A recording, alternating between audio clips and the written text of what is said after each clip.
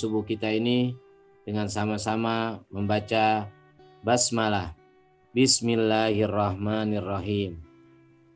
Berikutnya kami serahkan kepada Ustadz Syarifuddin LCMA untuk melanjutkan kajian tafsir kita pada Sabtu pagi ini. Tafadhol Ustadz.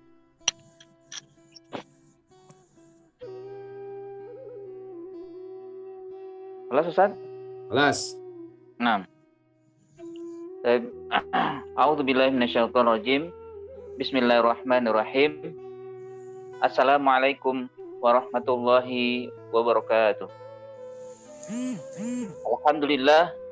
Alhamdulillahilladzi hadana li hadza wa ma kunna linahtadiya laula an hadanallah. Wassalatu wassalamu ala Rasulillah wa ala alihi wa sahbihi wa man wala. Amma ba'du. Asbahna wa asbahal mulku lillah walhamdulillahi la syarikalah. La ilaha illa huwa wa ilaihi nusyur. Asbahna ala fitratil Islam wa kalimatil ikhlas wa ala dini nabiyyina Muhammadin sallallahu alaihi wasallam wa ala millati abina Ibrahim hanifa wa ma kana minal musyrikin. Radina billahi robba wa bil islami dina wa bi Muhammadin nabiyya wa rasula. Subhanaka la ilma lana illa ma 'allamtana innaka antal alimul hakim. Rabbana zidna ilma warzuqna fahma. Allahumma arhamna bil Qur'an.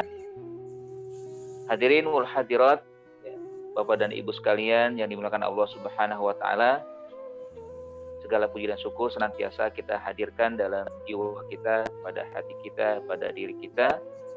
Semoga saat ini kita dalam suasana yang dimuliakan, suasana yang diberkahi.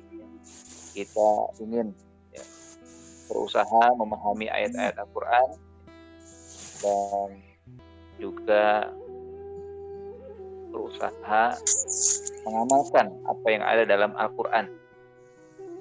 Salawat dan salam selalu tercurah kepada Nabi kita, teladan kita, pemimpin sejati kita, dan juga insya Allah yang akan memberikan syafaat untuk kita semua, Rasulullah SAW, Nabi Muhammad SAW, serta keluarga, para sahabat, dan para pengikut hingga akhir kiamat nanti. Pada kesempatan yang mulia ini, kembali kita hadir dalam majelis yang mulia, tadabbur ayat Al-Quran, sahabat Quran mulia, yang mana akan melanjutkan tadabbur surat Al-Baqarah pada ayat keempat. Pada pekan lalu kita bahas ayat ketiga yang menjelaskan tentang sifat-sifat karakter dan akhlak orang bertakwa. Yang mana pada ayat tersebut Allah menyebutkan 3 ciri, 3 sifat dan 3 akhlak, yaitu yu'minu bil ghaib, beriman kepada yang gaib. Yang kedua, mereka beriman. Supaya suaranya masuk nih, suaranya di mute all. Pakai Depok. Mati dulu, bentar ya. Enggak, supaya kayak gini namanya aja keluar.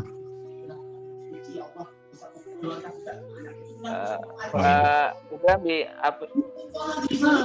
Sipatin dulu di mutunya ya. Sebentar ya, bentar dulu. Bentuk kesabaran yang bertambah, bukan orang yang sabar. Udah masuk dari sini. Tidak, tadi Inna Allah ini orang yang sabar dengan Allah.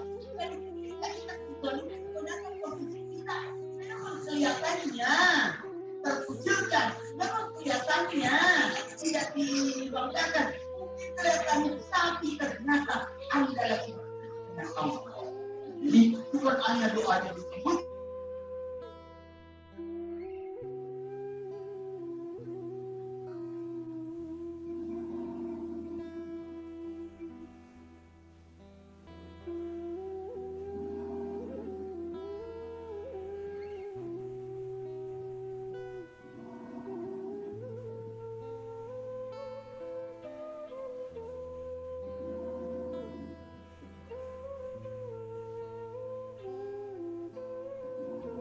Jadi pada ayat-ayat sebelumnya atau pada ayat ketiga atau juga sebelumnya ayat kedua, Allah menjelaskan tentang orang-orang bertakwa yang mereka diberikan petunjuk, diberikan arah oleh Allah Subhanahu wa taala, dan akhirnya dijelaskan juga pada ayat ketiganya tentang sifat akhlak karakter orang bertakwa. Yang pertama adalah mereka yang senantiasa beriman kepada yang gaib. Yang kedua, mereka senantiasa menegakkan ibadah sholat. Lalu yang ketiga adalah mereka yang senantiasa terhadap rezeki yang Allah anugerahkan, berinfak, mengeluarkan sebagian hartanya, baik dalam bentuk sedekah atau zakat atau juga infak. Yang sudah saya jelaskan apa perbedaan antara tiga kata tersebut. Ya, intinya adalah bagaimana seorang bertakwa itu tidak pernah berhenti dalam melakukan tiga aspek tadi, yaitu beriman kepada yang gaib, kepada Allah, para malaikat atau rukun iman yang 6, lalu menegakkan ibadah sholat, waktu dan kapan yang telah ditentukan oleh Allah Subhanahu wa taala untuk memberikan sholat, maka dijalankan dengan sebaik-baiknya.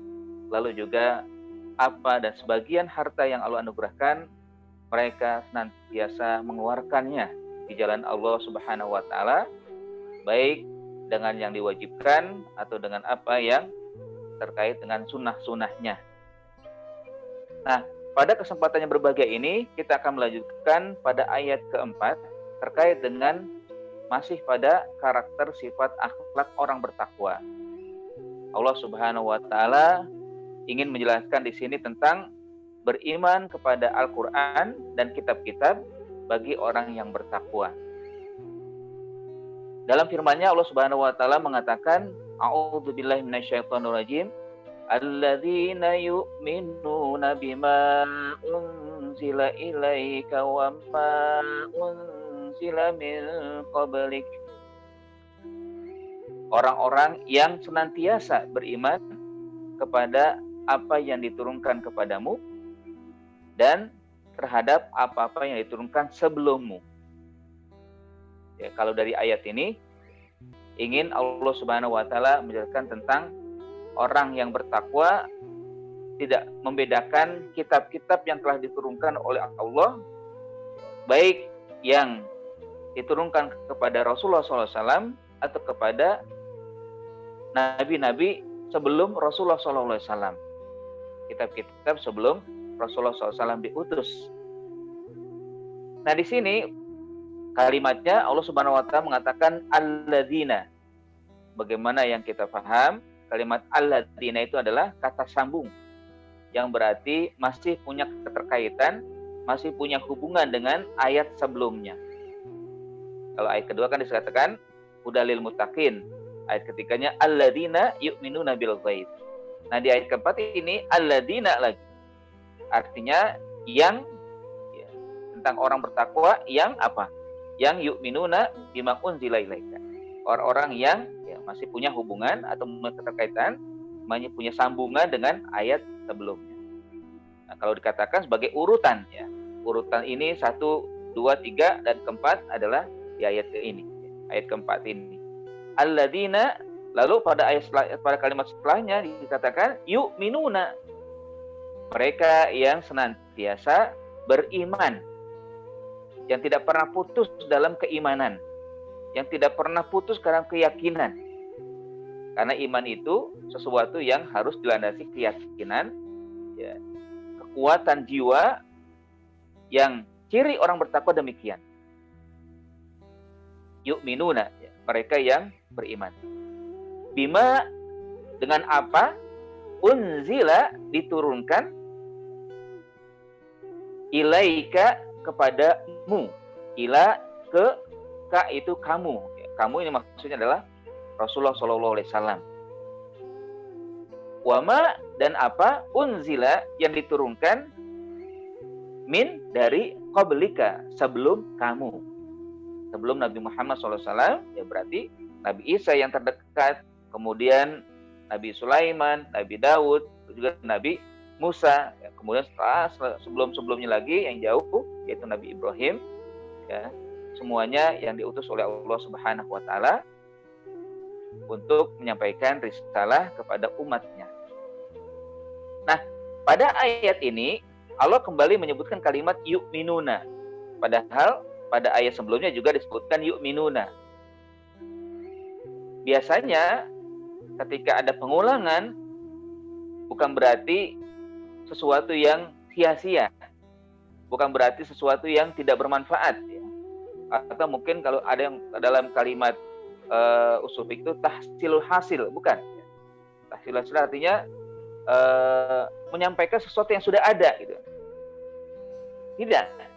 Tapi di sini Allah Subhanahu wa taala ingin menegaskan atau juga ingin menyebutkan ada hal yang dikuatkan oleh Allah untuk diimani dan diyakini. Kalau pada ayat sebelumnya yu'minuna bil ghaib itu kan umum, ya. Orang bertakwa adalah orang yang beriman senantiasa mengimani yang gaib. Di antaranya Allah, ya, malaikat, kitab ketiga termasuk. Nah, di sini ketika diulang yu'minuna bima unzila ilaika, beriman kepada apa yang diturunkan kepada kamu, maksudnya Allah ingin tegaskan, kuatkan lagi, ya, bahwa apa yang diturunkan, ya, kepadamu wahai Muhammad, mereka orang bertakwa, yaitu Al-Qur'an, ya, Al-Qur'an, mereka meyakininya dan beriman. Yang mana ketika beriman kepada kitab itu butuh dua hal. Pertama, keyakinan yang penuh, ya, di dalam hati dan jiwa, karena memang, ya, kita semua tidak menyaksikan turunnya Al-Qur'an, ya, sehingga butuh keyakinan yang kuat bahwa ini memang telah diturunkan oleh Allah Subhanahu wa taala terkait dengan, ya, Al-Qur'an yang kita terima saat ini. Ini kan butuh kekuatan, ya, kekuatan rohaniyah, kekuatan jiwa untuk senantiasa beriman kepada Al-Qur'an. Yang kedua adalah bahwa beriman ini butuh akal, ya, butuh kekuatan akal, logika, bahwa memang, ya, yang kita lihat saat ini adalah Al-Qur'an yang dulu diturunkan oleh Allah Subhanahu wa taala melalui Jibril kepada Rasulullah Shallallahu alaihi wasallam. Jadi butuh dua hal itu, kan. Maksudnya bagaimana? Maksudnya adalah, ya, pertama keimanan dengan yakin, ya, keimanan yang penuh, menggunakan jiwa, menggunakan ruh, menggunakan hati, itu kemantapan. Bahwa memang Al-Quran tidak ada namanya campur tangan dari siapapun. Allah saja yang memiliki baik maknanya dan lafaznya. Milik Allah ini Al-Quran. Tidak ada campur tangan dari siapapun, meskipun dia adalah Muhammad Shallallahu alaihi wasallam. Nah, sementara yang logika adalah bahwa kita memang betul-betul sekarang melihat yang bentuknya cetakan, ya. Ada juga kalau di museum-museum yang tulisan asli. Ini menggunakan akal kita bahwa, loh, memang Al-Quran nyata ada. Nyata adanya dalam kehidupan kita sekarang. Hidup kita itu kan butuh dua hal itu, ya. Ada keyakinan, ada juga logika yang berjalan. Walaupun logika itu seringkali, ya, tidak bisa melampaui iman. Logika atau akal itu bisa kalah dengan keimanan, atau keimanan itu harus didahulukan. Tapi bagi kita sebagai orang beriman, ya, kita diberikan oleh Allah 3 potensi, ya. Pertama jasad, ya, kedua roh, ketiga adalah akal. Inilah yang membedakan antara kita dengan makhluk lain. Baik malaikat atau jin atau tumbuh-tumbuhan atau hewan dan makhluk lain, yang membedakan antara kita dengan mereka adalah, ya, 3 potensi yang Allah berikan. Kalau, ya, malaikat atau jin tidak diberikan oleh Allah jasad, sehingga mereka disebut dengan makhluk halus, tidak memiliki, ya, anggota yang bisa kelihatan, ya. Tidak ada jasad bagi mereka, ya, tidak tampak dalam kehidupan kita mereka, tapi kita yakin adanya mereka. Jadi tidak sempurna, ya. Tidak masuk pada laqad khalaqnal insana fi ahsani taqwim. Sungguh kami telah ciptakan manusia dalam keadaan yang sempurna. Nah, manusia saja, ya, malaikat tidak disebutkan, atau juga, ya, jin, setan dan sebagainya tidak disebutkan. Padahal kalau dalam ayat lain kan dikatakan wa ma khalaqtul jinna wa insa illa liya'budun. Tidaklah aku ciptakan jin dan manusia kecuali untuk beribadah. Mereka suruh beribadah. Tapi bedanya adalah ibadah mereka tidak nampak kita lihat, ya, sementara ibadah kita nampak kita terlihat oleh orang-orang yang ada di sekitar kita. Nah, itu yang pertama, bahwa memang Allah memberikan ruh kepada kita. Yang kedua, Allah juga memberikan ya bukan ruh tadi, anggota badan ya, anggota badan. Allah juga memberikan ruh kepada kita. Orang yang tidak punya ruh maka tidak bisa bergerak. Maka dia bisa ya dikubur ya, atau menjadi orang yang dianggap ya tidak memiliki manfaat atau tidak berfungsi sama sekali. Ya, jadi mayit ya, orang yang tidak punya ruh. Dan ya orang kafir juga, orang yang tidak beriman itu disebut mayit. Kenapa? Karena ruhnya tidak dipakai. Karena jiwanya memang hidup, ya.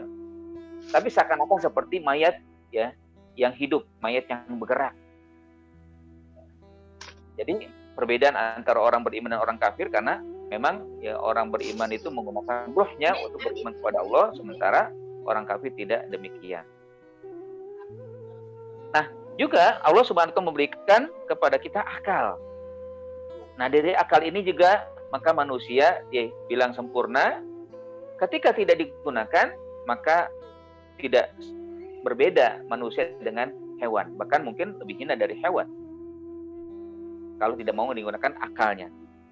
Nah, kalau kita lihat sejarah itu kan, bahwa kadang-kala mereka selalu menggunakan akal. Menggunakan akal agar bisa masuk pada yang diyakini atau yang dilihat. Misalkan ada Nabi Nuh ya. Nabi Nuh alaihissalam ketika terjadi buah yang besar, itu kan akhirnya beliau melihat anaknya Kan'an. Dipanggil anaknya, wahai Kan'an, sini kemari. Kamu akan selamat bersama saya. Semua harus naik, ya, terutama termasuk juga kamu naik kalau kamu mau selamat. Tapi apa? Bagi Kan'an, menurut dia logikanya naik gunung itu bisa menyelamatkan. Ya. Kayak mungkin dulu ya pernah ada tsunami kan, ketika terjadi air yang sangat deras, orang ada yang naik ke ya lantai atas ya agar selamat. Ya mungkin saat itu selamat. Ya. Tapi di saat Nabi Nuh ya di saat Allah Subhanahu wa taala menurunkan air bah yang memang menjadi akhir hayat kehidupan ya, kaum Nabi Nuh. Ya. Nah, di situ secara logika, secara akal, si Kan'an anaknya Nabi Nuh alaihissalam itu melihat bahwa cara untuk selamat adalah naik gunung. Ya, ketika Nabi mengatakan, ya bunayya yarkam ma'ana, wahai anakku, ayo naik bersama saya, naik kapal bersama saya, kamu akan selamat. Tapi apa jawaban ya Kan'an? Ya, beliau mengatakan bahwa saya akan naik gunung. Ya'simuni minal ma, sa'awi ila jabalin ya'simuni minal ma. Saya akan naik ke gunung, wahai ayahku, niscaya aku akan selamat. Nah, di situ memang terjadi perbedaan antara ya Nabi Nuh dengan anaknya. Kalau anaknya menggunakan logika, ya, menggunakan logika kalau naik gunung pasti akan selamat karena gunung itu tinggi. Sementara ya Nabi Nuh menggunakan iman bahwa tidak ada yang selamat pada hari ini kecuali orang-orang yang beriman yang naik ke kapal atau perahu Nabi Nuh alaihissalam. Ini ya memang kalau misalkan menggunakan logika. Tapi ketika kita beriman kepada yang telah diturunkan oleh Allah kepada Rasulullah SAW, ya artinya memang kita diperintahkan untuk bagaimana juga selain daripada beriman dengan keyakinan dan juga beriman dengan logika yang artinya Al-Quran itu sumber ilmu pengetahuan, Al-Quran sumber logika yang bisa nanti memberikan pencerahan kepada siapa saja yang mau mengamalkan ayat-ayat Al-Quran. Yang mau ya dengan membacanya pertama, lalu memahaminya, lalu menghafalnya, lalu mengamalkan, ya semuanya itu nanti akhirnya memberikan pencerahan yang terbaik. Tidak ada ilmu yang terbaik kecuali Al-Quran, Al-Quranul Karim. Nah, inilah yang dimaksud dengan yu'minuna bima unzila ilaika. Mereka yang senantiasa beriman kepada yang gaib, beriman kepada apa yang diturunkan kepada Muhammad Shallallahu Alaihi Wasallam. Nah, di sini memang Allah Subhanahu wa taala juga mengatakan bima unzila ilaika, yang diturunkan sekaligus kepada Muhammad. Jadi dalam bahasa Arab itu ada perbedaan kalimat, ya, maknanya yang berbeda karena ada perubahan struktur, ya, dari kalimat bahasa Arab. Di sini kan Allah sebutkan unzila, artinya turun sekaligus. Ada juga kalimat di ayat lain nazzala, ya, atau nazzalna. Nazzalna atau nazzala itu artinya turun berangsur-angsur. Ya, kalau dalam ilmu Al-Quran atau ulumul Quran, ya, itu dibahas, ya, bahwa unzila artinya Allah menegaskan Al-Quran diturunkan sekaligus. Pernah memang Allah turunkan sekaligus, yaitu dari Baitul Izzah ila sama'id dunya. Dari singgasana yang dekat dengan Allah Subhanahu wa taala dengan Baitul Izzah turun nanti ke langit yang dekat dengan dunia, sama'id dunya. Ya, jadi ya artinya memang Al-Qur'an itu diturunkan 2 kali, 2 tahap, ya. Tahap pertama sekaligus, inilah yang dipahami dengan unzila atau anzalna, sebagaimana juga dalam surat Al-Qadar dikatakan inna anzalnahu fi lailatul qadar. Artinya memang saat itu kata Allah Subhanahu wa taala, kami telah turunkan Al-Qur'an di malam Al-Qadar, di malam kemuliaan. Ini turun sekaligus. Min baitil izzah ila sama'id dunya. Nanti, ya, pada saat yang kedua, ya, atau tahapan kedua, marhala kedua itu, maka Allah turunkan berangsur-angsur. Nah, itu yang disebut dengan nazzala atau nazzalna, ya, kami turunkan berangsur-angsur bertahap sesuai dengan peristiwa, sesuai dengan pertanyaan, sesuai dengan kondisi, sesuai dengan ingin ada penyelesaian dari masalah yang sedang dihadapi oleh umat saat itu. Nah, yang kedua ini diturunkan berangsur bertahap selama 23 tahun selama hayat Rasulullah SAW, ya. Allah Subhanahu wa taala menurunkan kepada beliau untuk memberikan penjelasan tentang hakikat peristiwa, kejadian, dan juga permasalahan yang dihadapi oleh umatnya. Ya. Jadi turunkan bertahap.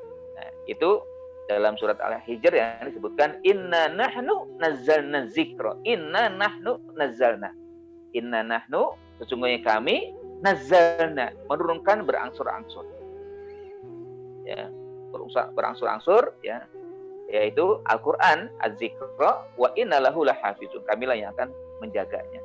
Nah, di sini maksudnya adalah nazzalna, diturunkan secara berangsur-angsur, bertahap, berperiode, ya. Kadang satu ayat, kadang satu surat penuh, ya. Kadang, ya, diturunkan ketika ada pertanyaan, misalkan yas'alunaka 'anil khamri, yas'alunaka 'anil ahilla, mereka bertanya tentang khamr, bagaimana hukumnya, mereka bertanya tentang bulan-bulan yang dimuliakan, ya, tentang tentang berkurban, ya, yas'alunaka 'anil syahril haram, ya, yas'alunaka 'anir ruh. Maka ketika ada bertanya dari mereka, atau Allah turunkan ayat-ayat. Nah, dari sinilah ayatnya disusun oleh para ulama adanya asbabun nuzul, sebab-sebab turunnya ayat. Nah, asbabun nuzul ini 2 model, ya, karena ada pertanyaan, karena ada peristiwa yang dialami atau yang terjadi pada kehidupan Rasulullah dengan para sahabat. Nah, jamaah sekalian dimulakan Allah Subhanahu wa taala, dari ayat inilah atau dari kalimat inilah maka orang-orang yang bertakwa, ya, hakikatnya orang yang senantiasa beriman kepada Al-Qur'an. Kepada Al-Qur'an itu sendiri yang sebelumnya memang pada ayat kedua dikatakan hudal lil muttaqin, yaitu petunjuk bagi orang bertakwa. Apa petunjuknya? Ya Al-Qur'an. Dan juga tentunya hadis Nabi SAW. Ya. Memang ada yang mengatakan, ya, kalimat unzila ilaika ini artinya yang diturunkan kepada Rasulullah SAW, Al-Quran, ya. Ada juga yang memahami bukan hanya Al-Quran tapi hadis Nabi SAW. Ya, meski ada perbedaan antara dua hal ini, tapi karena memang bisa dibenarkan karena memang sumber hukum yang ada dalam agama kita adalah dua hal, yaitu Al-Quran dan hadis Nabi SAW. Ya, unzila ilaika yang turun kepadamu yaitu Al-Quran, wa umma unzila ilaika yaitu hadis yang kamu sampaikan, walaupun memang ada perbedaan antara keduanya. Ya, kenapa? Karena memang tidak mungkin kita ya hanya sekedar memahami Al-Quran, mengamalkan Al-Quran tanpa ya berusaha mengamalkan hadis Nabi. Keduanya saling ya beriringan, ya, sejalan. Yang satu dan yang keduanya ya itu sama-sama saling menguatkan, saling melengkapi. Meskipun Al-Quran sebenarnya sudah lengkap, ya, tapi butuh penjelasan, butuh penegasan, ya, butuh perincian. Ya, kita tidak mungkin bisa memahami Al-Quran tanpa hadis Nabi SAW. Ya. Makanya saya heran ya, ada orang yang tidak mau sama sekali mengamalkan hadis, ya, tidak sama sekali mau beriman kepada hadis. Ya. Katanya ini kan cuma perkataan Muhammad, ya, dia manusia biasa seperti kita, bisa salah, bisa keliru. Ya. Sementara Al-Quran mutlak dari Allah Subhanahu Wa Taala pasti benar. Ya. Kenapa harus mengikuti hadis gitu ya, maksudnya? Ya, ya sebenarnya enggak juga. Ya. Al-Quran memang turun dari Allah langsung kepada Rasulullah SAW, mutlak milik Allah, dan hadis memang disampaikan oleh Rasulullah SAW, meskipun dia seorang manusia biasa, tapi kan dia diberikan keleluasan oleh Allah Subhanahu Wa Taala, ya. Bahkan juga dari hadis itu menjelaskan sesuatu yang tidak dipahami oleh masyarakat saat itu. Al-Quran memang bahasa Arab, tapi ada kalimat-kalimat yang tidak dipahami oleh sahabat saat itu yang memang mereka juga berbahasa Arab. Ini kan bahasa tinggi ya, bahasa yang sangat-sangat ya tinggi dari Allah Subhanahu Wa Taala turun kepada ya Rasulullah SAW, disampaikan kepada ya sahabat-sahabatnya atau umatnya saat itu, yang meskipun sama bahasanya, tapi yang namanya bahasa Allah sudah pasti ada sesuatu yang tidak dipahami. Contohnya lah ya, ketika Allah menurunkan ayat alladzina amanu wa lam yalbisu imanahum bizulmin. Mereka yang beriman ya, lalu tidak mencampurkan keimanan mereka dengan kezoliman, bizulmin. Nah, kalimat zolim sepahamannya para sahabat ya, mereka ya sekedar mengetahui kalimat zolim itu artinya melakukan aniaya baik terhadap dirinya atau kepada orang lain. Sehingga dengan ayat ini mereka gusar. Lalu bertanya kepada Rasulullah SAW, menyampaikan kegusarannya, ya Rasulullah, bagaimana mungkin kita terhindar dari zolim? Ya. Mungkin kalau zolim kepada orang tidak, tapi zolim pada diri sendiri. Ya. Tidak menggunakan ya, anggota tubuh dengan sebaik-baiknya, sehingga tentunya iman kami tidak sempurna ya Rasul. Ya. Tidak baik loh iman kita kalau karena dengan ayat ini. Alladzina amanu wa lam yalbisu imanahum bizulmin. Mereka yang beriman dan tidak mencampur aduk keimanan mereka dengan kezolim. Nah, dengan pernyataan ini Nabi SAW tersenyum lalu mengatakan, ya, laisa hadza ma tu'nun, dan itu yang dimaksud daripada ya, ayat alladzina amanu wa lam yalbisu imanahum bizulmin. Bukan itu zolim itu artinya. Jadi maksud zolim itu artinya syirik, ya, kemusyrikan. Kemusyrikan yang kalian ketika beriman tidak mencampur keimanan dengan kemusyrikan. Tidak musyrikan Allah Subhanahu Wa Taala. Itu yang dimaksud dengan zolim, yang akhirnya dengan hadis Nabi SAW maka jelaslah ya dan pahamlah sahabat-sahabat. Kita pun juga demikian. Dan beliau atau Rasulullah SAW yang menambahkan kalimat zolim itu syirik adalah dalam surat Luqman ya. Allah mengatakan ya, ya bunayya la tusyrik billah inna syirka la zulmun azim. Wahai anakku ya, janganlah kalian mensyirikkan Allah Subhanahu Wa Taala, karena syirik merupakan kezaliman yang sangat besar. Nah itu jadinya ya. Jadi tentunya bima unzila ilaika, ya sekali lagi ada yang memahami ini hanya kepada Al-Quran, tapi ada juga yang berusaha memahami pokoknya semua yang dari Nabi SAW itu harus diimani, baik Al-Quran maupun hadis Nabi Shallallahu Alaihi Wasallam. Ya. Iman kepada Al-Quran, iman juga kepada hadis Nabi SAW. Walaupun ya ada perbedaan antara dua ini, ya nanti bisa dilengkapi atau juga bisa kita membedakan ya, dan tentunya sejalan dengan itu harus dua-duanya kita terapkan. Pak Umar tuh orangnya kalau enggak dia punya kemauan nih. Oh, ini yang di betul ya tuh. Marah-marah kagak kontrol.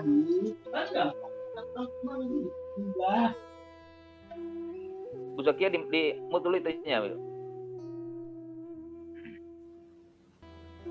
Baik, jamaah sekalian dimuliakan Allah Subhanahu wa taala ya. Yang kedua adalah bahwa orang bertakwa dalam ayat ini disebutkan dengan yu'minuna bima unzila ilaika wa ma unzila min qablika.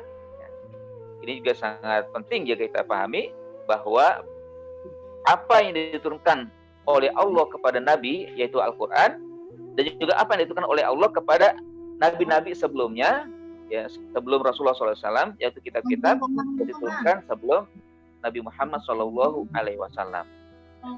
Kamu yang paling dekat bang, yang paling ya, Pak Umar marah pasti kamu yang paling kena sasaran. Gimana sih kalau Abi nih? Ya, dulu dimut dulu ininya ya. Kamu yang harus duluan bang. Kamu udah nungguin dari tadi.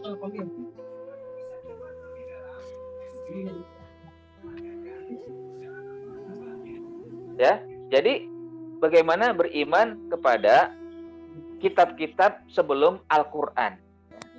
Ya tentunya juga selain beriman kepada kitab, tapi juga beriman kepada nabi-nabi sebelum Nabi Muhammad Shallallahu Alaihi Wasallam. Ya. Jadi beriman kepada Al-Quran, lalu beriman juga kepada kitab-kitab sebelum Al-Quran, beriman kepada Nabi Muhammad Shallallahu Alaihi Wasallam. Ya, bentar Bu ya, bentar dulu.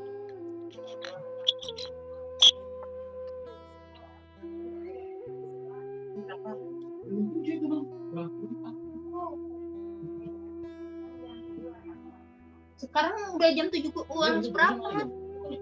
Jam 6 seberapa sudah itu dia udah WA.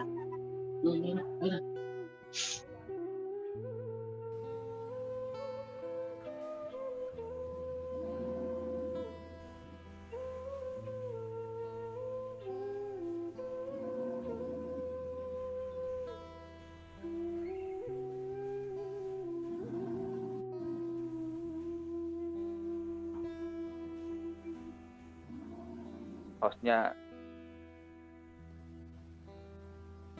tidak ada.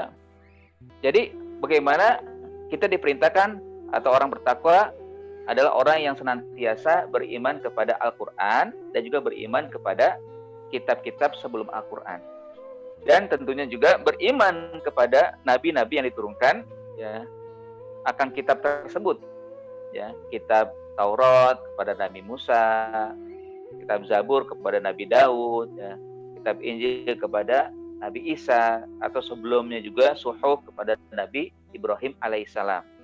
Nah ini harus kita imani, meskipun memang ada perbedaan yang ada perbedaan terkait dengan beriman kepada kitab Al-Quran dan kepada kitab-kitab sebelumnya. Ya, nah orang beriman adalah orang yang tidak pernah membeda-bedakan antara Nabi Muhammad dengan Nabi sebelumnya. Meskipun ya, perbedaan ini adalah hakikat yang ada, tapi maksudnya adalah berimannya itu tidak boleh dibeda-bedakan. Saya beriman cuma Nabi Muhammad saja, ya, tidak beriman kepada yang lain, nggak boleh. Semuanya kita imani bahwa mereka memang telah diturunkan oleh Allah atau diutus oleh Allah kepada kaumnya masing-masing dengan membawa kitab-kitab.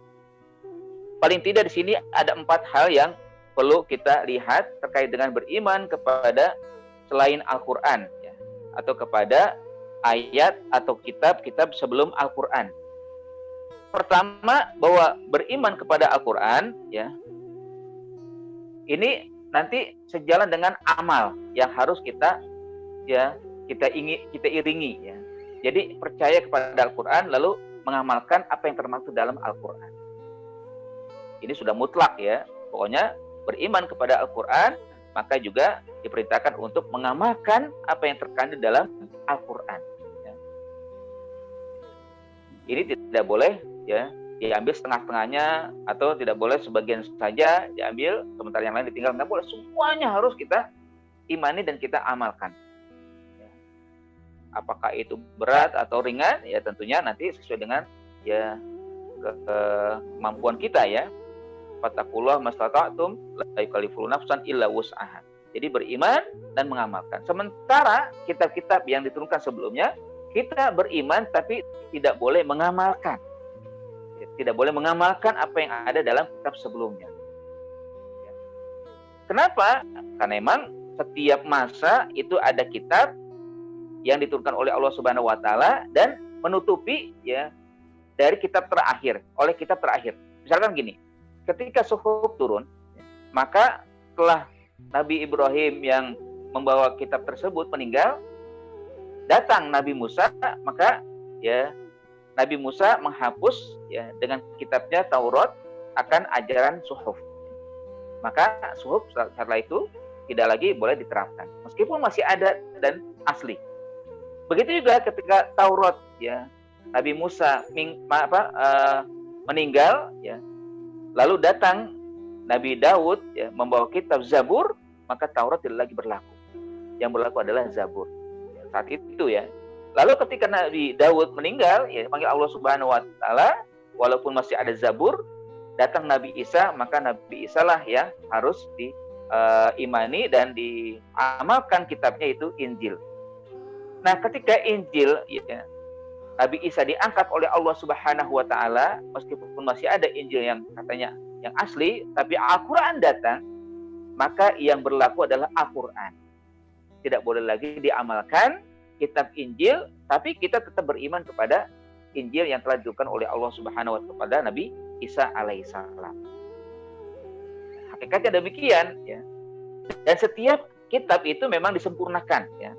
Suhuf disempurnakan oleh Taurat, Taurat disempurnakan oleh Zabur, Zabur disempurnakan oleh Injil, Injil disempurnakan atau semuanya dari kitab-kitab itu disempurnakan oleh Allah Subhanahu wa taala dalam Al-Qur'an.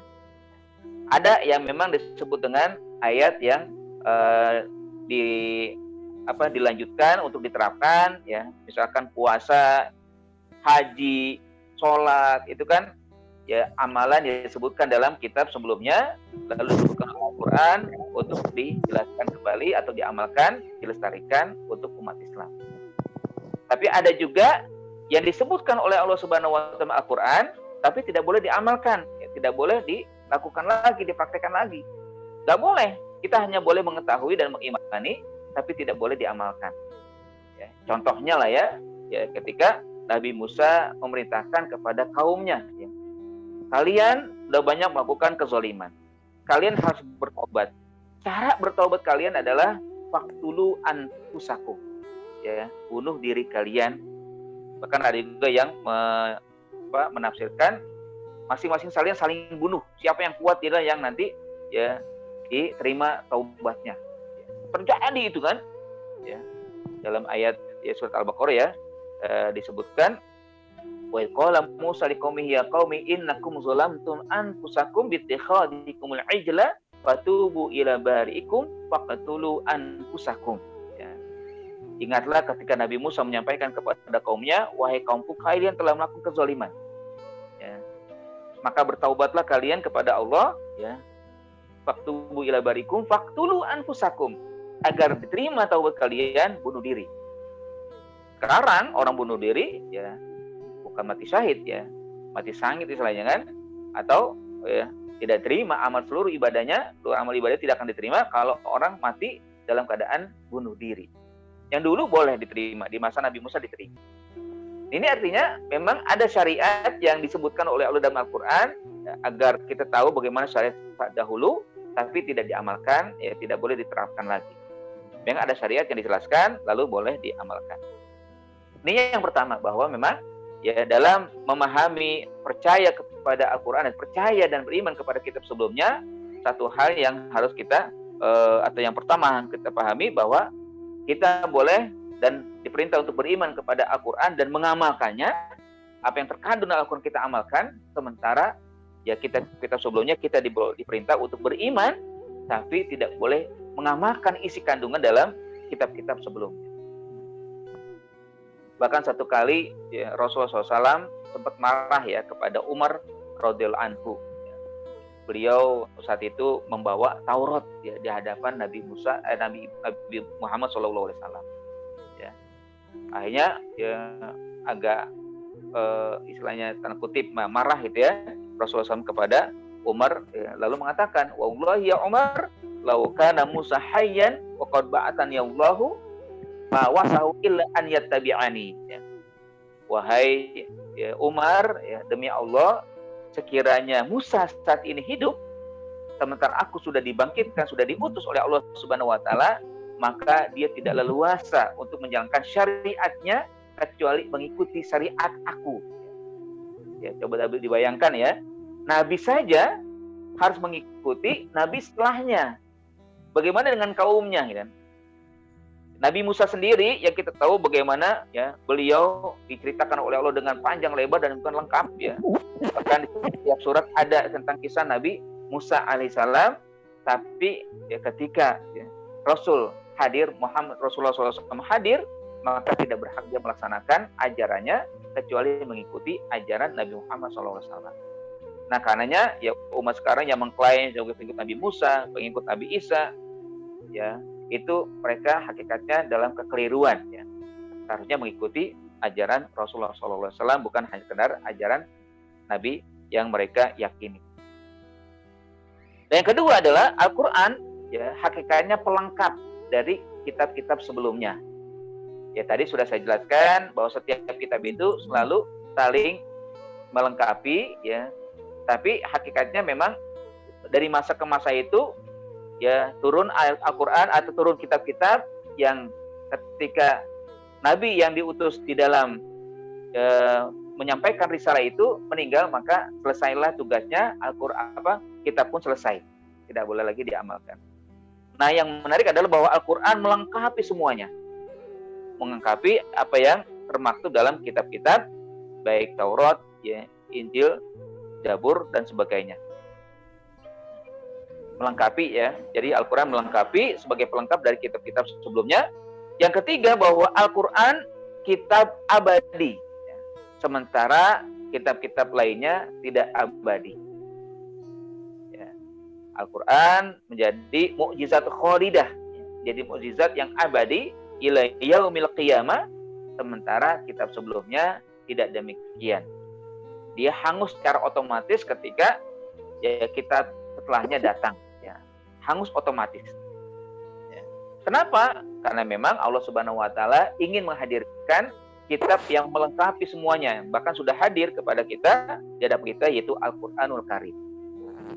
Jadi ya demikian ya, karenanya bagi kita, kalaupun kita menemukan ya kalau sampai ada Taurat, kalau sampai ada Injil ya atau Zabur yang kita temukan asli, maka itu tidak lagi boleh diamalkan atau tidak lagi berlaku ya yang termaktub dalamnya. Nah, semuanya sudah terhapus secara otomatis. Lalu yang menarik lagi adalah di sini yang keempat, bahwa perbedaan antara Al-Qur'an dengan kitab-kitab lainnya, Al-Qur'an itu kitab seluruh manusia. Sementara kitab-kitab sebelumnya hanya untuk umat tertentu yang saat itu diutus Nabi. Makanya ya kata dalam Al-Quran disebutkan hudan linnas. Al-Quran itu adalah petunjuk bagi seluruh manusia. Siapapun ya maka diperintah untuk beriman kepada Al-Quran ya, karena dia petunjuk, memberikan arah, memberikan jalan yang terbaik untuk seluruh manusia, bukan untuk orang bertakwa saja. Nah, kalau di sini orang bertakwa disebutkan hanya ingin menguatkan bahwa orang bertakwa cirinya demikian, yang begitu kuat dalam keimanan terhadap Al-Quran. Sementara hakikatnya ya Al-Quran itu adalah hudan linnas, umum kepada siapa saja ya. Bahkan Nabi juga diutus untuk bukan sekedar kepada orang beriman, orang Arab, tapi juga untuk seluruh manusia ya. Wa ma arsalnaka illa rahmatan lil alamin. Tidaklah kami utus ya engkau wahai Muhammad kecuali memberikan rahmat kepada sekalian alam. Nah, jamaah sekalian dimaksud Allah Subhanahu wa taala, inilah yang menjadi hakikat yang perlu kita lihat terkait dengan ayat yang keempat ya, di bagian keempat juga terkait dengan karakter ciri sifat orang bertakwa ya. Nah, sementara yang kelima atau yang terakhir dalam ayat ini disebutkan ya wabil akhirati hum yuqinun. Pada hari akhirat mereka sangat yakin akan adanya hari kiamat atau hari akhirat. Yang insya Allah ini akan kita bahas pada pertemuan esok ya, pertemuan hari Ahad ya. Ini saja mungkin sementara yang dapat kita pahami terkait dengan bagian yang keempat di ayat keempat, walladzina yu'minuna bima unzila ilaika wa ma unzila min qablika. Dan mereka orang bertakwa yang senantiasa beriman kepada Al-Qur'an ya, turun kepada Rasulullah SAW dan yang turun sebelum Al-Qur'an. Nah, Al-Qur'an ini menjadi sumber ya. Paling tidak 4 sumber Al-Qur'an yang kalau kita dapatkan maka kita akan mendapatkan kesuksesan. Pertama, Al-Quran itu adalah sumber ilmu pengetahuan. Al-Quran sumber ilmu pengetahuan. Para ulama itu banyak yang terinspirasi dengan Al-Quran, selalu mendapatkan sesuatu ketika membaca Al-Quran. Bahkan la yang qadi ajaibuhu, tidak akan habis keajaiban ya yang ada dalam Al-Quran. La tasbi'ul ulama, bahkan ulama tidak akan pernah puas ya, selalu menggali lagi terkait dengan ilmu yang ada dalam Al-Quran.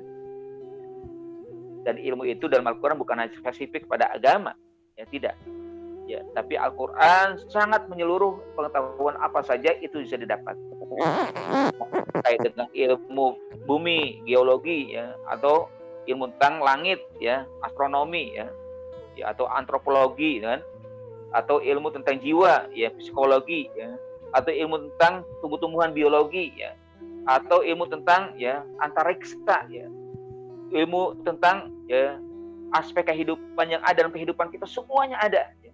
Makanya dikatakan dengan masdarul ulum Al-Quran, sumber seluruh pengetahuan adalah Al-Quran.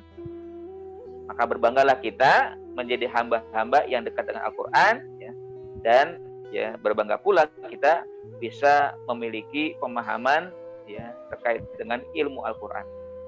Silakan dicari, silakan dibahas Al-Quran. Niscaya akan kita dapatkan atau antum dapatkan, Bapak Ibu sekalian dapatkan ilmu-ilmu yang ada dalam Al-Quran. Yang kedua ya, bahwa Al-Quran itu masdarul izzah. Al-Quran itu sumber kemuliaan. Sumber kemuliaan yang ada dalam kehidupan kita adalah Al-Quran. Manusia akan mulia ketika banyak berinteraksi dengan Al-Quran. Manusia akan mulia ketika dia berusaha untuk membaca, mengamalkan Al-Quran. Karena tidak salah satu dari nama Al-Quran adalah Az-Zikru, artinya kemuliaan. Sumber kemuliaan ya itu adalah Al-Quran. Bahkan hadis Nabi juga menyebutkan innallaha yarfa'u bi hadzal kitab aqwaman wa yadhu bi akharin. Allah ingin mengangkat, memuliakan satu kaum dengan Al-Quran dan menghinakan yang lain. Ya. Yang ketiga, bahwa Al-Quran adalah sumber syariat. Ya. Al-Quran itu sumber hukum. Ya. Ya, kalau ilmu mungkin masih dianggap ya pengetahuan yang pengetahuan yang umum ya. Tapi di sini juga Al-Quran itu sumber hukum yang ada. Ya. Disinilah Allah perintahkan hamba-hamba atau manusia untuk melaksanakan tugasnya sebagai hamba Allah. Ya. Dan juga disinilah Allah perintahkan untuk menjalankan segala aspek kehidupan dengan cara atau perintah Allah Subhanahu Wa Taala. Ya.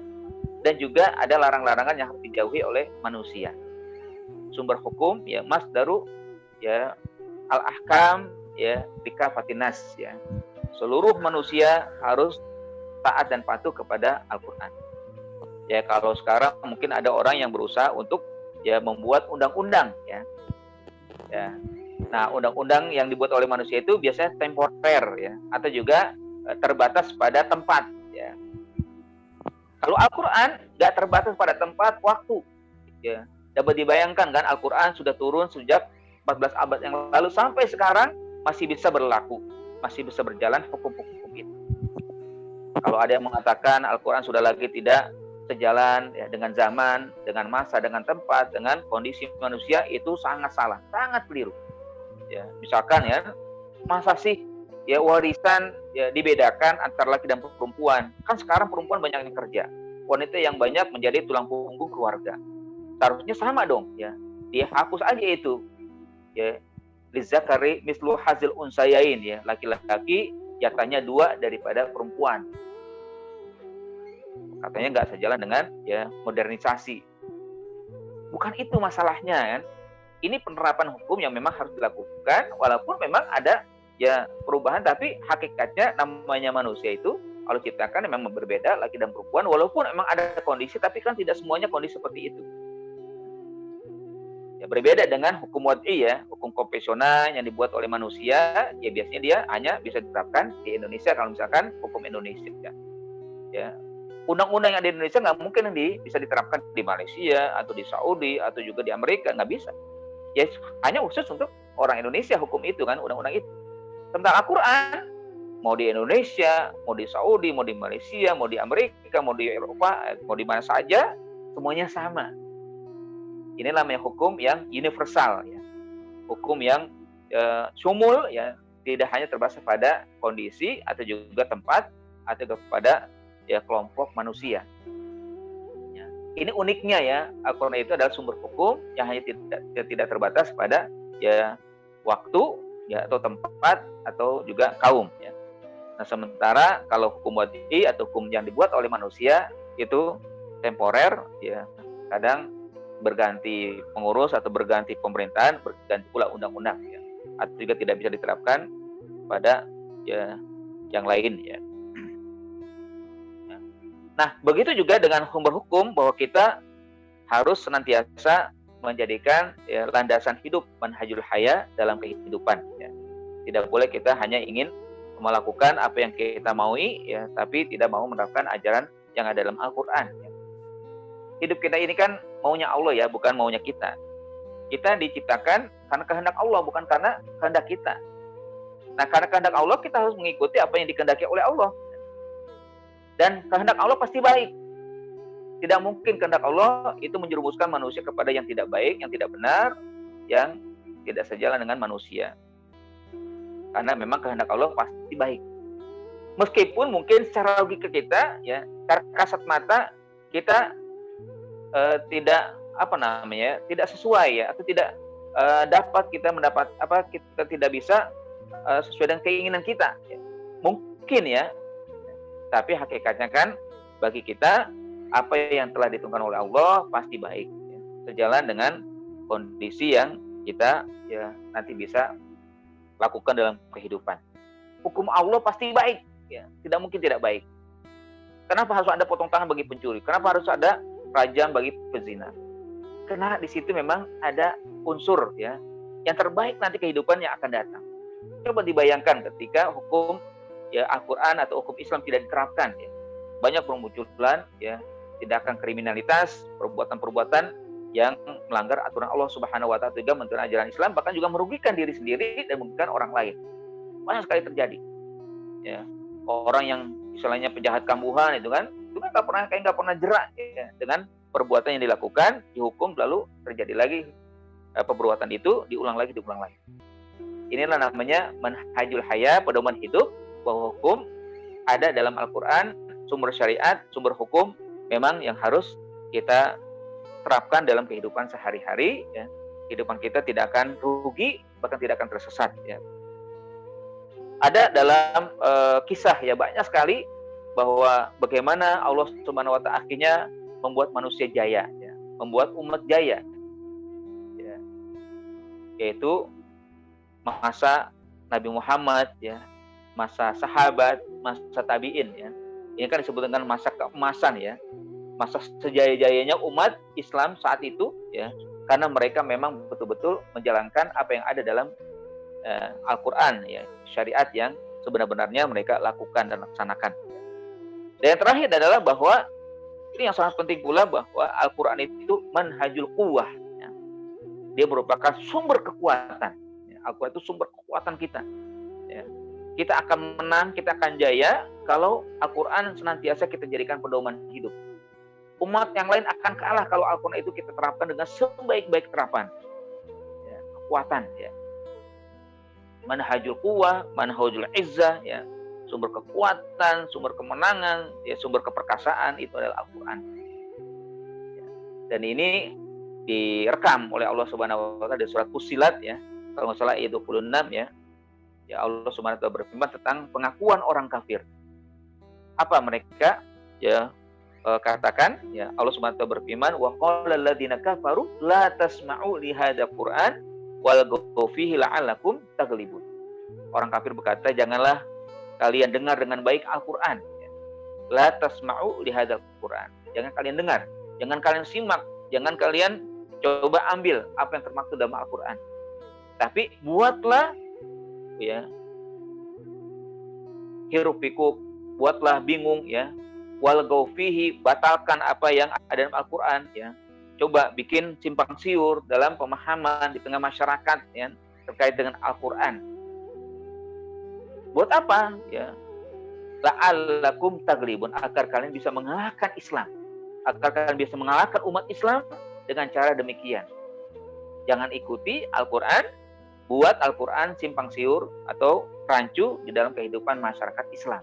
La'allakum taghlibun, agar kalian bisa mengalahkan mereka. Sungguh kekuatan kita bukan karena, ya, kurang, ya, peralatan perang, ya. Kekuatan itu bukan karena ekonomi, ya. Kekuatan kita bukan karena, ya, masalah tentara yang mencukupi, tidak, ya. Tapi karena memang hakikatnya kita sudah, ya, tidak lagi menggunakan Al-Quran sebagai manhajul hayat umat, ya, manhajul hayat kita, ya. Karenanya akhirnya kita menjadi lemah, ya. Ya, yang kan lalu, ya, saya sampaikan bagaimana umat Islam itu akhirnya mundur karena meninggalkan agama Islam, ya. Karena memang Al-Quran tidak diterapkan, tidak dijalankan dengan sebaik-baiknya. Nah, jamaah sekalian, ya, suatu ketika, ya, di perang salib itu kan, perang salib itu kan sampai 8 abad, ya, ya, silih berganti kemenangan, ya, tapi ujung-ujungnya akhirnya yang memenangkan adalah umat Islam, ya, yaitu ditutup dengan perang Hattin, ya, yang dipimpin oleh Salahuddin al-Ayyubi, ya. Kemenangan berhasil diraih oleh umat Islam terkait dengan dirampasnya, atau bukan dirampas, ya, taklukannya Palestina, ya, Al-Aqsa dikuasai oleh umat Islam. Tapi mereka tidak pernah berhenti untuk mengalahkan Islam. Nah, satu ketika didapati ada seorang pimpinan, ya, mereka itu melihat, ya, ketika dia di penjara, melihat bagaimana begitu tekunnya sipir-sipir seorang Muslim ketika menjaga penjara dengan baca Al-Quran. Bahkan ada halakoh, ya, saling mengingatkan dan memahami Al-Quran. Dipandang, diperhatikan, ya. Akhirnya dia menyimpulkan bahwa kayaknya, ya, nampaknya inilah yang menjadi sumber kekuatan mereka. Al-Quran. Tidak pernah Al-Quran lepas dari tangan mereka. Dibaca, saling memahami, saling dipelajari. Ada kegiatan-kegiatan untuk memahami Al-Quran. Dan bahkan mereka, ya, menjalankan ayat Al-Quran itu dengan sebaik-baiknya. Akhirnya dia melihat itu dan menyimpulkan memang inilah yang menjadi sumber kekuatan mereka. Ya, dilalah bukan karena dia mendapatkan hidayah, ya, cuma sekedar melihat itulah sumber kekuatannya. Akhirnya ketika dia keluar dari penjara, ya, apakah dengan cara ditebus atau juga dengan cara dibebaskan begitu saja oleh umat Islam, saya nggak tahu, ya. Tapi hakikatnya akhirnya setelah dia pulang ke umatnya atau ke pasukannya, langsung dia mengatakan, ya, sambil mengegang Al-Quran itu kan, dia mengatakan, demi saya bersumpah, ya, kalian tidak akan bisa mengalahkan umat Islam selama benda ini masih ada di tangan mereka. Ya. Benda ini masih ada di tangan mereka, kalian tidak akan bisa mengalahkan umat Islam. Akhirnya diajaklah mulai sekarang kita rubah perang, jangan lagi perang fisik, tapi perang ideologi. Ya. Maka muncullah istilah ghazul fikri, perang ideologi, ya, brainwash ya, umat Islam dicuci otaknya, dijauhkan dari Al-Quran, sehingga akhirnya umat Islam mampu dikalahkan. Ya. Nah, itulah yang memang menjadi konsen atau menjadi harus kita pahami bersama terkait dengan Al-Quran. Bukan sekedar kitab suci ya, bukan sekedar kitab yang harus kita baca dengan sebaik-baik bacaan, tapi Al-Quran harus menjadi sumber dari berbagai sumber yang ada.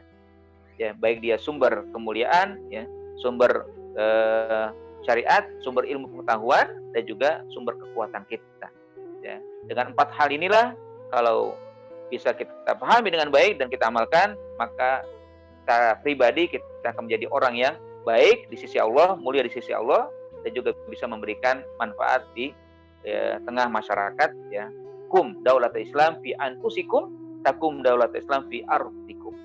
Ya, hadirkan, ya, bangkitkanlah ya negeri Islam di dalam jiwa kalian, terapkan Al-Quran dengan sebaik-baiknya, niscaya akan terbentuk dan berdiri negara Islam di negeri kalian.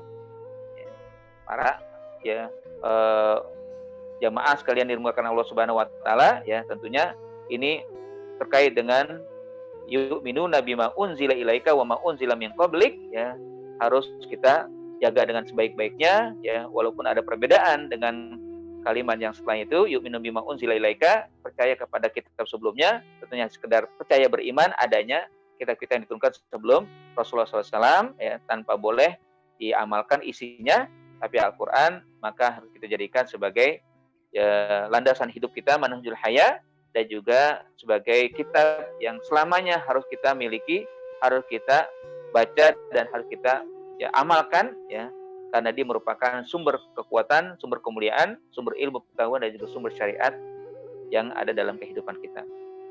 Wallahu bishawab, mungkin itu yang bisa saya sampaikan pada pertemuan kita yang ini, kalau nggak salah pertemuan ke-6 ya, pertemuan ke-6 kita terkait dengan surat Al-Baqarah ayat ke-4 ya. Baik, terima kasih ya. Aqul qouli hadza wa astaghfirullah lakum ya. Assalamualaikum warahmatullahi wabarakatuh. Waalaikumsalam warahmatullahi wabarakatuh. Jazakallah Ustadz Syarifuddin. Dipersilakan berikutnya kepada para jamaah, mungkin ada yang ingin ditanyakan dari materi yang telah disampaikan oleh Ustadz Syarifuddin. Tafadhol yang ingin bertanya, baik lewat chat maupun langsung. Silakan di mute-nya dibuka saja, langsung bertanya.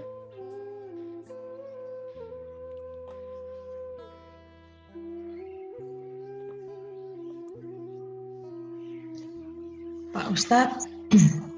Ya. Ya, assalamualaikum. Saya mau tanya Pak. Ya. Assalamualaikum warahmatullahi wabarakatuh. Waalaikumsalam warahmatullahi wabarakatuh.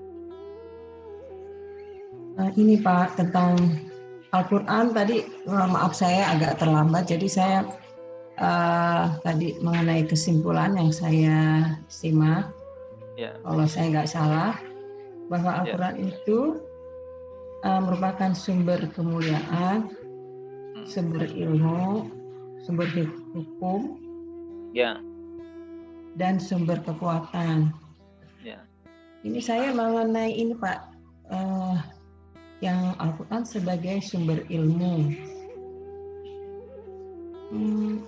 Sebagai sumber ilmu memang, tapi kadang-kadang seperti ini Pak. Ada orang ilmu itu digali dulu. Nah, sesudah itu bagaimana tentang ilmu dianalisa dan bagaimana hasilnya, nanti baru dicari pembenarannya ke Al-Quran. Nah, jadi apakah seperti itu atau malah kita ke Al-Quran dulu baru kita mencari ilmu tersebut? Nah, ini bagaimana Pak? Kalau misalnya yang terjadi, yang bagaimana sebaiknya gitu? Apakah ilmu dulu, ilmu dunia ini kita pelajari, kemudian kita berusaha mencari pembenaran. Misalnya seperti ini, kadang-kadang kalau yang seperti yang negatifnya begitu, kadang saya mau punya pendapat misalnya A, saya harus mencari A ini adalah pembenaran yang mana gitu, surah atau ayat yang mana gitu. Ya. Jadi, nah yang sebaiknya seperti apa Pak? Itu aja yang saya tanyakan. Terima kasih Pak Ustaz. Assalamualaikum warahmatullahi wabarakatuh. Waalaikumsalam warahmatullahi wabarakatuh. Baik, terima kasih atas pertanyaan yang sangat bagus ya, terkait dengan memang Al-Quran itu ya, apakah memang didahulukan ilmu dulu baru nanti ya dijadikan dalil atau rujukan ya, atau Al-Quran itu dipelajari baru nanti mendapatkan ilmu ya. Ya sebenarnya bisa salah satu dari dua ini diterapkan atau diamalkan ya. Seringkali memang manusia itu atau kita tidak mendapatkan ilmu kecuali dari Al-Quran dulu kan.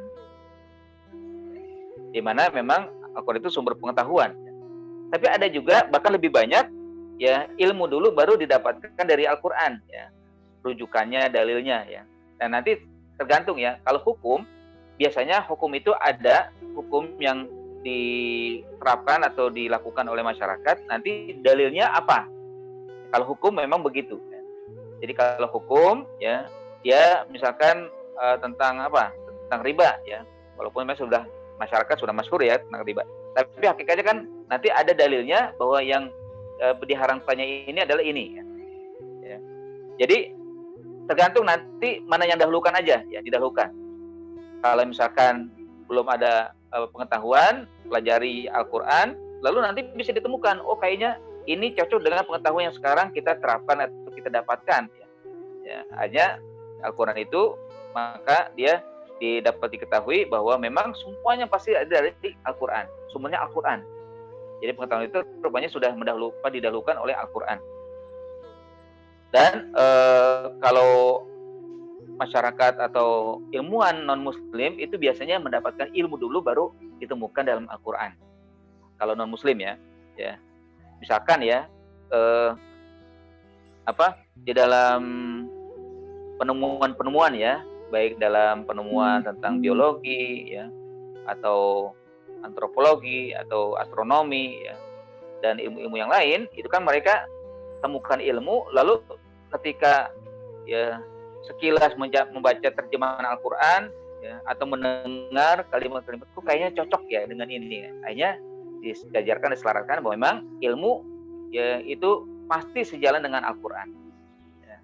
Tapi saya temukan itu kisah ya, orang Yahudi bertanya-tanya, kenapa sih? Ya, ini maaf untuk kalangan wanita ya. Tapi juga perlu kita pahami yang laki-laki, kan ada di dalam ayat tentang iddah ya. Kenapa sih masa iddahnya sampai 3 bulan ya? Ada juga 4 bulan bagi yang meninggal ya. Suaminya meninggal maka iddahnya 4 bulan 10 hari ya. Itu diteliti tuh oleh orang Yahudi, dan akhirnya masuk Islam, diteliti. Bagaimana ya Al-Quran kok bisa menyebutkan itu, apa ya, apa rahasianya Al-Quran menyebutkan masa iddah, masa tunggu itu sampai 4 bulan 10 hari.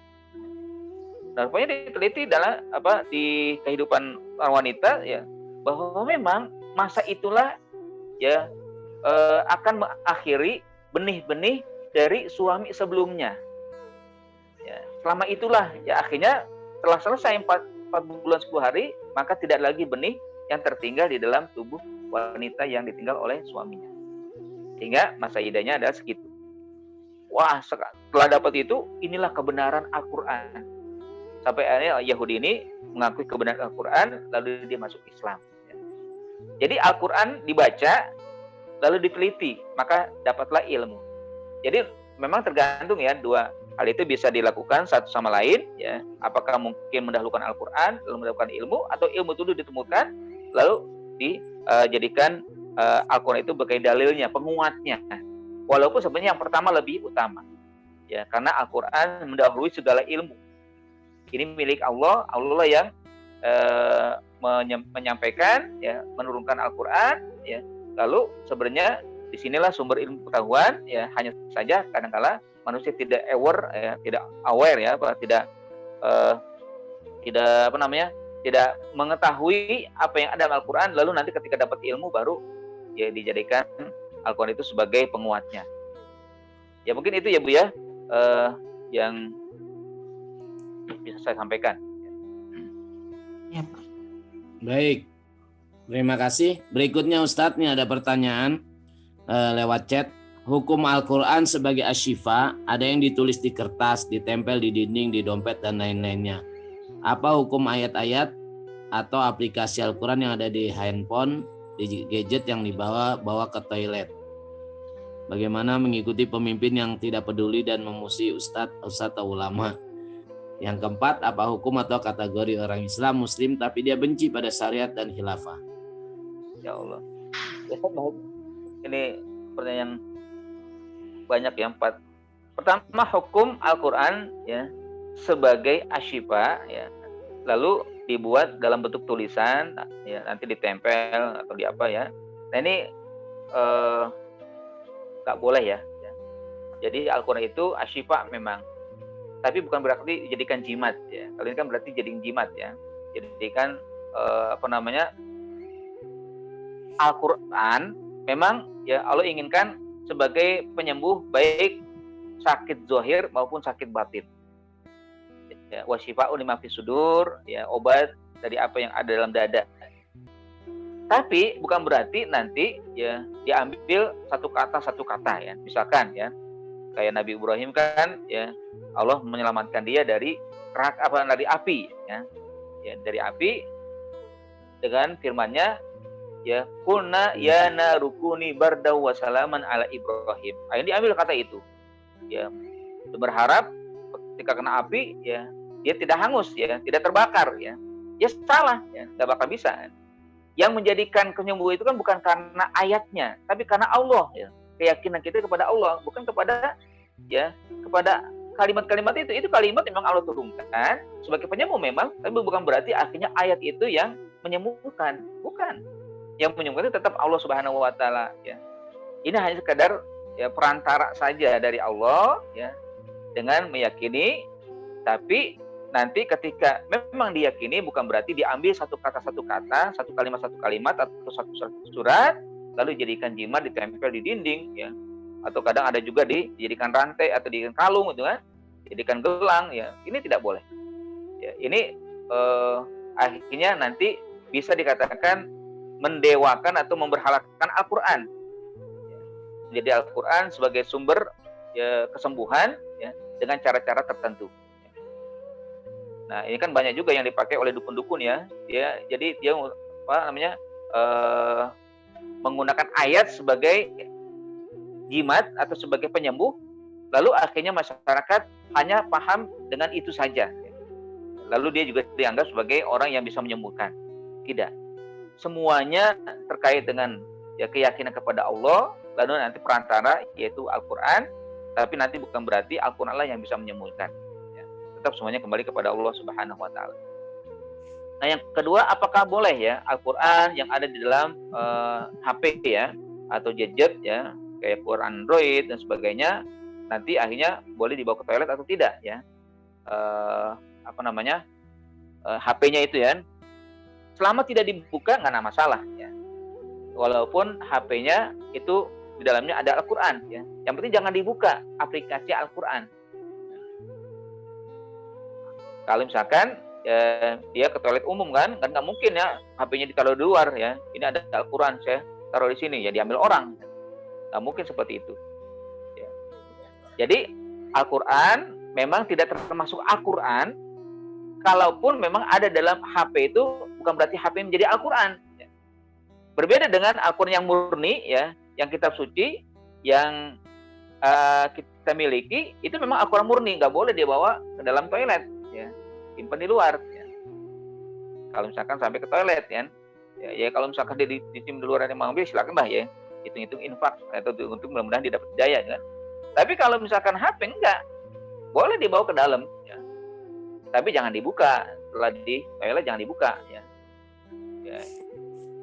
Ya logikanya gini, logikanya adalah orang yang habis Quran ya. Orang habis Quran itu kan Al-Quran berjalan istilahnya kan nggak mungkin ya kalau kita ke toilet gimana caranya, saya lupain dulu Al-Quran ya atau mungkin ya otaknya dibuka itu kan nggak mungkin juga kan ya. Bagaimana mungkin akhirnya habis Quran ya tidak bisa ke toilet dong kalau misalkan dianggap dia adalah Al-Quran ya. Seperti itu juga HP. Jadi HP itu walaupun di dalamnya Al-Quran, tidak berarti HP itu menjadi Al-Quran murni. Ya. Kan ada terkait dengan Al-Quran murni, ada terkait dengan Al-Quran yang tidak murni. Maksudnya gini, apakah yang terjemahan, tafsiran itu kan tidak murni. Itu masih ada dalamnya ya tulisan-tulisan manusia kan. Jadi tidak masalah ya, tidak dianggap Al-Quran murni ya, terkait dengan itu. Tapi kalau yang murni itu yang tidak ada terjemahannya, tulisannya full Al-Quran. Meskipun sebenarnya ya kalau yang tafsir juga jangan sampai kita ini adab membawa ilmu Al-Quran di dalam ke toilet ya. Nah itu yang kedua ya, jadi hakikatnya memang Al-Quran yang dalam HP itu bukan berarti Al-Quran ya, dan boleh kalau misalkan ya ke toilet ya HP-nya dibawa ke dalam toilet ya. Apalagi kalau misalkan di dalam toilet umum ya, maka dia harus ya, menjaganya, membawanya sampai ke dalam. Lalu yang ketiga, bagaimana mengikuti pemimpin yang tidak peduli dan memusuhi ustadz-ustadz atau ulama. Ya itu kan memang kita menjadi dapat ujian ya. Kalau mengikuti sebenarnya nggak boleh mengikuti ya, tapi taat dengan dengan undang-undang yang berlaku itu sambil berusaha untuk merubah itu diharapkan dan diusahakan ya. Ya kita tidak bisa berkelit memang dengan kondisi dan era di mana di saat itu kita hidup di tengah pemimpin yang zalim ya, pemimpin yang tidak aware ya, pemimpin yang tidak peduli, bahkan ya juga memusuhi apakah ulama, umat Islam ya. Tapi selama kita kan dalam hadis dikatakan ya, idza ra'a minkum munkaran falyughayyirhu biyadihi wa illam yastati fa bilisani wa illam yastati fa biqalbi ya. Kalau ada kemungkaran ya rubahlah dengan tangan. Nah, ini coba kita berusaha untuk merubah dengan kekuatan yang kita miliki. Ya, misalkan dengan berusaha untuk menjadi anggota DPR ya. Lalu nanti di pemerintah juga duduk kan. Akhirnya satu demi satu perlahan-lahan kita bisa menggantikan mereka. Atau membuat undang-undang yang sejalan dengan keinginan umat Islam ya. Ya, membawahi atau juga melindungi ulama ya. Tapi kalau memang tidak bisa ya dengan lisan, dengan kata-kata yang disampaikan ya, apakah dengan kritik-kritik yang ya bisa diterima oleh pemimpin ya. Kalau memang tidak bisa ya dengan hati ya, berusaha untuk ya membenci atau juga mohon kepada Allah agar Allah segera mengganti orang-orang yang tidak peduli dengan ulama ya, para pejabat, pemerintah yang tidak peduli. Ya, jadi memang ini butuh kesabaran sendiri sebenarnya dalam menghadapi pemimpin atau pejabat yang tidak peduli bahkan sampai mereka menyakiti dan juga mengkriminalisasi ulama. Lalu yang keempat, apa hukum atau kategori orang Islam atau Muslim tapi dia benci pada syariat dan khilafah? Nah, ini ya kalau boleh dikatakan ya bisa naik pada munafik atau naik pada kufur ya. Asal sampai membenci ya, dikatakan kufur. Walaupun nanti kekufuran dia masih terkategori zohirnya muslim tapi hatinya sudah kufur ya. Ya kalau sekarang kan memang kita berada dalam posisi banyak orang yang mengaku muslim tapi membenci bahkan juga berusaha untuk menjauhi umat Islam dari Islam. Ini kan kemunafikan juga disebutnya. Ya, kalau dalam bahasa Persia zindiq ya. Ya, kalau dalam bahasa kita ya orang munafik itu ya. Sehingga dia mengaku dirinya muslim tapi membenci ajaran Islam. Ya, sebenarnya nggak mungkin ya. Bagaimana mungkin dia mengaku Islam tapi membenci Islam ya. Nah, katanya Allah Subhanahu wa taala itu ya mengatakan ya bahwa apakah kalian mengambil syariat Islam sebagian lalu meninggalkan sebagian? Ya, pama jazau may yaf'alika ya, apa ganjaran yang paling cocok bagi dia? Ya, tentunya kezaliman yang mereka lakukan itu pasti akan mendapatkan azab yang pedih ya. Azabun alim, azab yang pedih. Artinya memang cara zahir biasa dikatakan kufur dia ya. Tapi kekufuran yang kalau nanti dikatakan orang lain yang tidak paham akan mengatakan kok umat Islam mengkufurkan saudaranya sendiri ya. Maka dibiarkan ya. Nabi sendiri membiarkan orang munafik, tidak disebutkan oleh Rasulullah SAW sebagai orang kafir. Walaupun ya, dari hukum Allah itu sudah kafir ya. Tidak ada namanya pihak ketiga ya. Pokoknya manusia itu dua, mau beriman mau kafir. Ya, dia muslim atau non muslim, itu. Tidak ada yang tengah-tengah antara dia nanti ke Islam atau ke kufur, enggak ada. Kalau dia munafik, ya udah jelas, dia ya kafir. Tidak dikatakan sebagai ya muslim setengah atau kafir setengah. Ya. Namun ya sekali lagi ya kalau terang-terangan dikatakan begitu, pasti orang yang tidak paham akan mengatakan ya muslim sesama muslim saling mengkafirkan. Akhirnya dibiarkan begitu saja ya. Nanti Allah lah yang menghukum ya. Rasulullah SAW juga tidak pernah mengklaim atau juga menjustis orang munafik sebagai orang kafir. Dibiarkan begitu saja, nanti akhirnya dia atau mereka lemas sendiri atau hilang sendiri ya. Baik, walam bisawab itu Ustaz Muhsin ya yang saya jawab. Jazakallah. Ada tambahan mungkin dari Ustaz Haji Sukron Ma'mun, tafadhol. Ustaz ada. Haji Sukron. Waalaikumsalam. Tafadhol. Tafadhol. Terima kasih Ustaz Muhsin dan Ustaz Syarifuddin ingin memperkuat sedikit berkenaan tentang tadi ilmu pengetahuan dengan Al-Quran. Ini berdasarkan sudut pandang masing-masing. Misalkan seseorang atau kita yang berlatar belakang basic ilmu pengetahuan umum, maka mereka menggunakan teori ilmu, penelitian dulu baru merujuk kepada Al-Quran. Itu pun, saya ulangi sekali lagi, pertanyaan yang pertama itu saya ingin pertambahkan lagi apa yang dijawabkan oleh Ustadz Syarifuddin. Ini sebenarnya tergantung sudut pandang kita masing-masing. Bila misalkan kita dari sudut pandang yang memahami Al-Quran, maka kita melalui kerangka yang diajarkan metodologi dalam Al-Quran. Karena Al-Quran itu kan sumul, mujmal, dan lain sebagainya. Tapi bila kita tidak merupakan orang-orang yang berlatar belakang mendalami Al-Quran, maka mendahulukan teori ilmu. Itu pun kalau ya, teori yang didapatkan itu nanti setelah ditemukan sesuai dengan Al-Quran. Tapi ketika tidak sesuai dengan Al-Quran, mereka juga masih bingung. Oleh karenanya, hasil penelitian tadi ketika sesuai dengan Al-Quran, nah itu berarti ada orang-orang yang paham dengan Al-Quran. Tetapi ketika hasil penelitiannya tidak sesuai dengan Al-Quran, maka orang-orang yang paham dengan Al-Quran akan mengkritisi. Lagi-lagi, mana yang benar? Yang benar adalah ketika kita meneliti, maka kita harus memiliki kerangka dasar tadi manhajnya itu dasarnya adalah Al-Quran dulu. Makanya mengaji seperti ini amat sangat bermanfaat ini diantaranya. Jadi jadikan dulu, ngaji dulu, nanti setelah ngaji dasarnya itu kan Al-Quran ada standar nilai ideal formal. Ketika jadikan standar nilai ideal formal, hasil ilmu pengetahuan itu akan sesuai dengan Al-Quran. Tapi ketika Al-Quran tidak dijadikan standar nilai ideal formal, maka hasil penelitian tadi akan bertolak balik dengan Al-Quran. Yang kedua, saya ingin menambahkan juga Ustadz, Al-Quran berdasarkan sifat. Ini kelihatannya di antara kita ada yang mendekatinya kepada sumbernya, bukan kepada pemiliknya. Jadi kadang-kadang ketika sumbernya ayat ditulis di dompet, di mana, di sebagainya, dijadikan.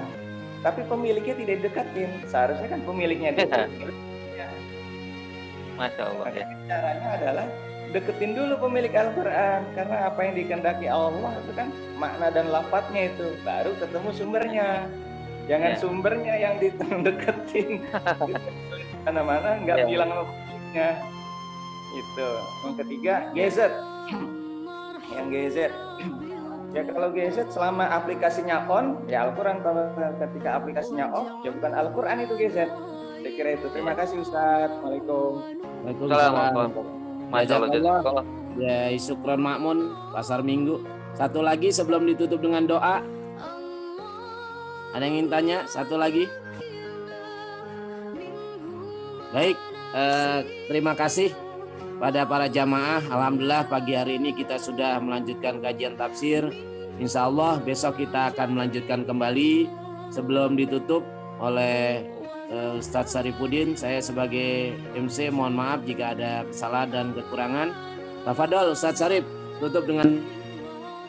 Baik, alhamdulillah.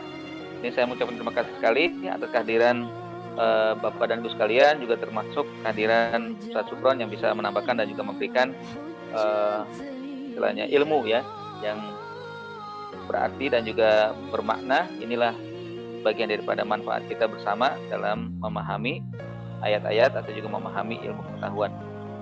Baik, kita akhiri dengan berdoa kepada Allah Subhanahu wa taala ya, dengan istighfar 3 kali. Astagfirullahalazim, astagfirullahalazim, astagfirullahalazim. A'udzubillahi minasyaitonirrajim. Bismillahirrahmanirrahim. Alhamdulillahirabbil alamin. Hamdan na'imin, hamdan syakirin, hamdan yuwafi ni'amahu wa yukafi mazidah. Ya Rabbana lakal hamdu lakal syukru kama yanbaghi li jalali wajhikal karim wa 'azimi sultanik. Allahumma shalli ala sayyidina Muhammad. Allahumma anfa'na bima 'allamtana wa 'allimna ma yanfa'una warzuqna uluman tanfa'una. Allahumma innaka 'afuwun karim tuhibbul 'afwa fa'fu 'anna ya karim. Allahumma inna nas'aluka ridhaka wal jannah wa na'udzubika min sakhatika wan nar. Allahumma ighfir lana wa liwalidina warhamhum kama rabbawna shaghara.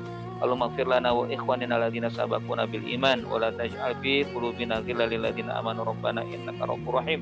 Allahumma adfa' 'annal bala wal waba wal ghala wal fahsya wal mihan wal fitan wat ta'un ma zahara minha wa ma batan bi rahmatika ya arhamar rahimin.